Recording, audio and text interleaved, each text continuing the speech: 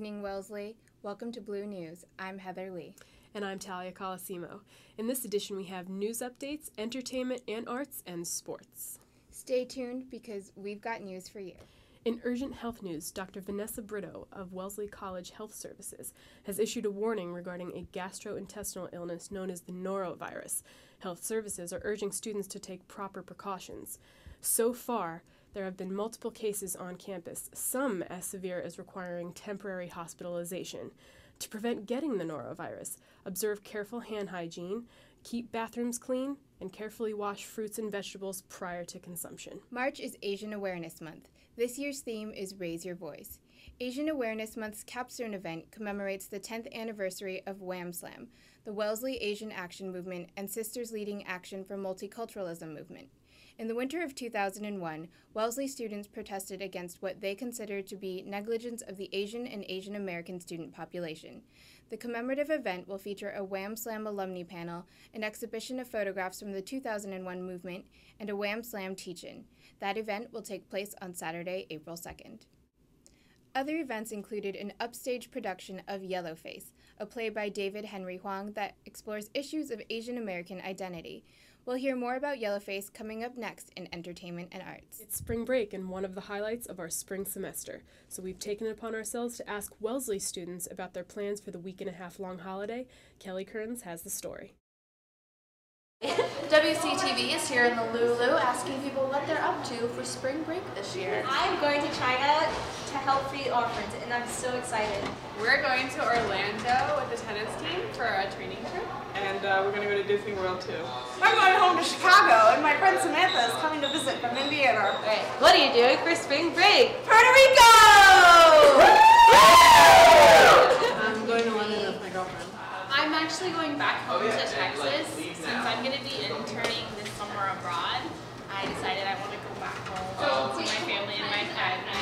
I'm going to the South with Wellesley College Choir. Yay! I'm going to Washington, D.C. to visit my friend at George Washington University. I was invited by someone to be an extra on a TV show. I am going home to Northern Virginia, right outside of D.C. And I'm very excited I get to go back to free museums and see my family and take a breather. I'm a senior and I need to rest. Working on my thesis, doing statistics, otherwise hanging around Wellesley. Spring break in Florida. Harry Potter World would be awesome. And beaches and stuff. And romance novels. And just generally sleeping late. I'm not really doing anything. I'm just staying here. I'm going down to Georgia with the ultimate frisbee team. I'm going to Miami. Thank you, Kelly. Do you remember getting your acceptance letter to Wellesley? For each class, it described unique students, including a scuba diver, a beekeeper, and a climate change activist. Nominate one of your unique classmates for a profile on WCTV. Send your nominations to wellesleycollegetv@gmail.com, describing why you'd like to see them on TV. WCTV is a fairly new organization on campus, and we are still making our presence known. To help you get familiar with us, we thought we'd give you a look behind the scenes of WCTV. Annie Tuan has the scoop. Hello, this is Annie Tuan reporting for Wellesley College TV. As a new member of this organization, I thought it would be interesting to see why other people joined and what some of their favorite things about it are. Hi, I'm Allie Finney, and I joined WCTV because I had done journalism before, but I'd never done anything in terms of broadcast journalism. And I thought WCTV would be a great thing to start as a first year at Wellesley. And I chose sports because I played them for a really long time, and I play volleyball here. And I thought it'd be a great way to get to know some of my fellow athletes. And it's a great time, we're a great team, and we're definitely looking for new members, so you should join too. Hi, I'm Mary Kenneth Fake. I'm a sophomore and I'm the current executive producer and president of WCTV. I joined WCTV as a first year because I wanted to get involved in journalism on campus. I chose broadcast journalism because I think it's a really interesting medium with the video and the sound. It really helps you to connect with what's going on. I think you should join WCTV because we're a great new org that has tons of opportunities for positions and leadership. I think Wellesley College TV has a lot to bring to the campus because TV is a really quick way to tell people what's going on campus. Be sure to check us out on our YouTube channel. www.youtube.com/Wellesley College TV, our Facebook page, Wellesley College Television, and our latest website, www.wellesleycollegetv.wordpress.com, to stay tuned for multimedia updates. Thanks for joining us. I'm Heather Lee. And I'm Talia Colosimo for Blue News. Now on to entertainment and arts with Hannah McGovern-Gross. Hi, I'm Hannah McGovern-Gross for Entertainment and Arts. I'll be your source for what's happening in film, music, art, and theater on campus. It's spring break, so when you return to campus, here's some events to look forward to. On Monday, March 28th at 7 p.m. in Jewett Auditorium, watch Salt of the Earth, a film directed by Herbert J. Biberman. It is a movie about a labor strike by Mexican-American and Anglo miners in New Mexico during the height of the 1950s McCarthy era. Salt of the Earth is the last film in the Open Class series, co-sponsored by the Davis Museum and the Arts Department. And since this event is free and open to the public, maybe you'll meet some cool people from the Ville who want you to babysit for their kids. Not that you need babysitting money to have an entertaining weekend, because there are always fun, free events happening on campus. Every Friday and Saturday night, you can watch 2 films at Collins Cinema, thanks to the amazing projection skills of the Film Society. If you don't go to Wellesley, you pay $3, but that's a steal compared to the price of $11 outside the Wellesley bubble. April 1st through 2nd, they are showing Christopher Guest's mockumentaries Best in Show, which is really funny, and Waiting for Guffman, which I haven't seen but sounds funny. And then April 8th through 9th, you can watch the newly Oscar-nominated films Winter's Bone and Blue Valentine. For the full spring schedule and specific times, email Film Society mailing list on First Class.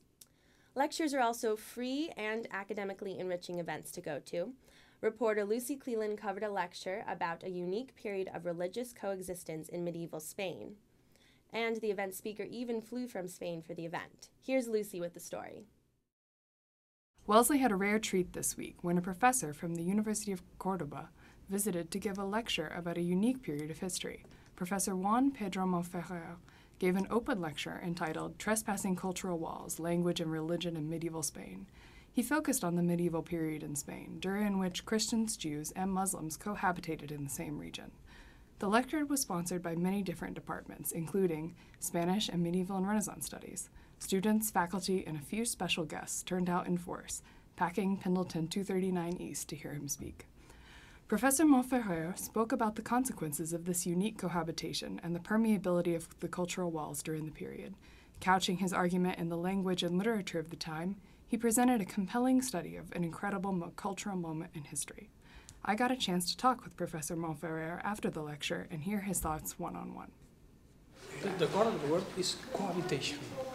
Since the so-called convivencia is a complicated political and religious term, so we can speak in terms of cohabitation since people, not the elite of the society, but the normal people, used to cohabitate for everything, every day, and from the 7-11 to 16,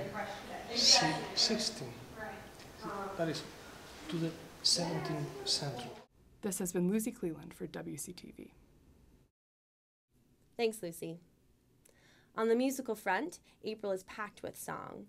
Saturday, April 2nd is the annual Jazz and World Faculty Concert called Boundary Line, which will explore jazz, pop, world music, and classical composition. Sounds like there's something for everyone, including a reception to follow. Then on Sunday, April 10th at 8 p.m. in the chapel, listen to the spring concert of the Brandeis Wellesley Orchestra as they perform Mahler's Symphony No. 1. Wednesday, April 13th, during community time, the award-winning Triple Helix Piano Trio is performing with the Wellesley Chamber Singers. And at the Davis Museum on March 30th, the internationally renowned artist El Anatsui makes his U.S. debut with the exhibit When I Last Wrote to You About Africa. This retrospective was organized by the Museum of African Art in New York City. You can see approximately 60 works, sculptures, paintings, and drawings from his 4-decade career, and this will be on display until June 26th. And speaking of artists, in case you haven't walked through Pendleton lately, you may not have noticed the giant new mural in the atrium. It was recently donated not by an artist, but by a student. Our reporter Jenna Rousseau interviewed the mural's artist, Junior Morgan McKinney, about the piece's meaning and its creation process. Welcome to Arts and Entertainment. I'm Jenna Russo, and today we are lucky enough to be here with Morgan McKinney, who will be discussing her mural in Pendleton on the public pursuit of justice in American history. Welcome to our show, and to begin, if you could just tell us a little bit about your mural and your inspiration for creating it. Mm-hmm. All right, well, my inspiration for creating it is basically part of a large initiative, not just by me, but many artists, of incorporating art into more of an everyday setting. There's been a lot of studies that have been done that have shown that incorporating art into settings such as this really helps to stimulate conversation, specifically educational conversation, and that was my hope in trying to donate this piece to the Pendleton Atrium. And now it's not a permanent piece, I just want that to be known, but they did allow me to put it up for this semester, and also I will be discussing more of the details and implications of hopefully incorporating more pieces like this into our everyday lives at the Roman Conference. So if anyone would like to come, we'll be discussing more of that topic there. That would be fantastic. And could you tell us a little bit more about particularly the mural in itself, what you've depicted and why is this important in the educational setting? Mm-hmm. Well, one thing I did want to do, since I was going to be incorporating this into an educational setting, is I didn't want to take a stance on any of the issues. I really wanted a viewer to just look at it, become intellectually stimulated, and also be free to develop their own opinions. The two large theories that I decided to incorporate was Plato's Republic and Machiavelli, just because that has come up a lot in my studies. I felt it's very important. You learn a lot about leadership, about whether or not a democratic system is the best form of government, which I thought fit in very well with U.S. history as well. Moving to the political movements, I chose, women's suffrage, civil rights, gay activism, which I thought is very current at this point in time. Life versus choice, which I also thought was very significant, especially since Roe versus Wade is being considered, as well as immigration, which I think is also a new topic that we're still going to see for a very long time at this point. Globalization, I thought is great for future implications, which is why you see I have 3 different women representing different countries holding up McDonald's bags, which represents the theory of McWorld, and the question of whether or not getting these international companies and corporations, is that going to help with international relations, or is it only going to serve as a way to kind of diminish the different cultures and only work to hurt a lot of the citizens who aren't, I guess, in the upper economic levels of different countries. So that would, I guess, be in a nutshell. I wanted to tie the entire piece around the large woman of justice, especially if this was going to be seen in Wellesley College specifically, just because the woman of justice is such a strong female figure that I thought that would be a great way to tie in the mural. Into Wellesley. Yes. Fascinating. Well, I think that it's particularly interesting that you chose to present it objectively, and I think that will be a great way for Wellesley students to be able to discuss it and debate the mural in their classes, and I think that it's going to be a great addition to the educational environment. Thank you so much for coming, and I hope to see more of Morgan's artwork in Pendleton and around campus. Thanks, Jenna. This past weekend, Wellesley's Upstage produced David Henry Wang's Yellowface, directed by junior Kat Chan, and it was quite impressive. The next Upstage show is by Neil LeBute, and it is The Shape of Things, directed by junior Josephine Ho, and that show opens on April 14th. And if you want to see some theater off campus, you can get a ticket for yourself and a friend to see Hair, the musical, at the Colonial Theater in Boston for just $20. Tickets go on sale Wednesday, March 30th at 9 a.m. in the Office of Student Activities. Their performance is on Wednesday, April 6th, and transportation is provided. Caitlin Kian, one of my friends from high school, is in the show, but that's not the reason you should see it. You really should see it. I mean, there's free love, peace, hair. It's awesome. Looking ahead, the world premiere of Sense and Sensibility the Musical is on April 26th. The show is a collaboration among the Wellesley Music, Theater, and English departments. And whether or not you're a fan of Jane Austen or have seen the original BBC film starring Colin Firth, one of the best looking men on the planet, this show is sure to be a lot of fun. And I'm actually in the show, so maybe next time I'll give you some juicy backstage gossip. And speaking of Colin Firth, if you haven't already seen it, be sure to see The King's Speech. I never knew a stutter could be so sexy. Have a great spring break. Thanks for tuning in to Blue News. Up next is Sports with Allie Binney.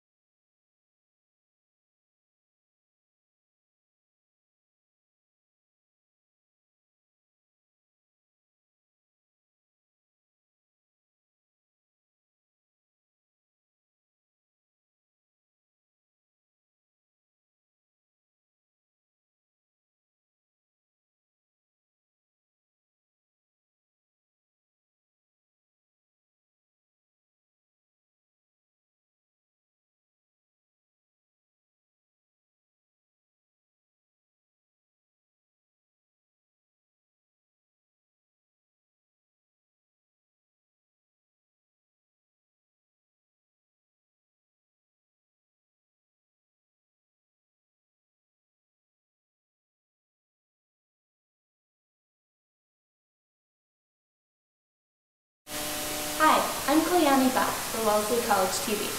It's March, and that means the spring sports season is heating up. With me now is Jane Allen. So Jane, how long have you been playing softball for? I've been playing for about 14 years. Yeah, started off when I was young and just loved the game. So what has training been like so far? What's the team environment like? Training's been really tough. Coming in as a first year, I didn't really know what to expect. It's just been, getting our bodies in physical shape as well as getting ourselves mentally prepared for the idea that we're going to be playing multiple games in a week and just knowing time management is necessary. And the team dynamic, it's amazing. The team is my family, that we all rely on each other. And yeah, it's great. I couldn't have asked for a better group of girls. What about the coaches? Coaches, great.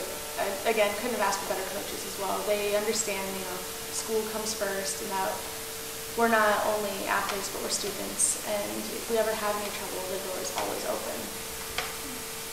That sounds great. So, for your spring training trip, you're going to Florida. Are you excited? Are you nervous? What are you feeling about that? I think I'm a little bit of both. Haven't really played any tournaments in Florida, just one, and I don't know. I mean, it's a great way for us to team bond a little more, and I know we're going to be playing some really tough competitions, so that's why I'm a little nervous. But knowing we're all going to be in it together, it's going to be a great experience. And the official softball season starts after spring break. Yeah. So, are you excited for that? Definitely. Is it going to be a lot of conflict with classwork or school? Yeah, I mean, throughout our preseason, we've been stressing time management, and we know that once we get back from Florida, it's just multiple games in a row, and that, there's not really any time other than play softball and do work. And so preseason for us hasn't just been about getting physically ready to play, it's also getting ourselves mentally ready to understand that our time is very valuable and that we need to work and get everything done. That sounds like a great time playing softball here. Thank you, Jane, for being here today. Thanks for having me. I have a few questions. How has the team been affected by the norovirus? We've had a couple of players who had to miss 1 or 2 practices, but we understand our health is very important and we're taking it seriously and hoping that, everybody is going to be healthy by the time we're in Florida and we have no more issues. So what are some of your toughest games coming up? Well, I know that the entire NUMAC is just great talent and we're going to be fighting to win. And I don't expect anything less than to win, though. I feel our team can be successful. We can really show our dominance. So. How's the distribution of first years through seniors? Are there a lot of each grade represented? We're a very young team. We have 5 first years, 7 sophomores, 1 junior, and 3 seniors. So we're a very young team. But our leadership, although it may be lacking in numbers, it is still very strong and present, and we really look up to our junior and our seniors for guidance. Over spring break, the Wellesley softball team will travel to Claremont, Florida for a spring training trip. They will play 10 games, including ones against Trinity, Colby, Washington and Jefferson, and Bowdoin. The Blues go into this season after last season's record of 27 wins and 9 losses, a winning percentage of .668. The team's first game of the regular season is on March 27th at Wheaton, and their first home game is Wednesday, March 30th against Brandeis. Thanks, Kalayani. For your Blue News Sports, I'm Allie Binney. Be sure to tune in again for all of your sports updates.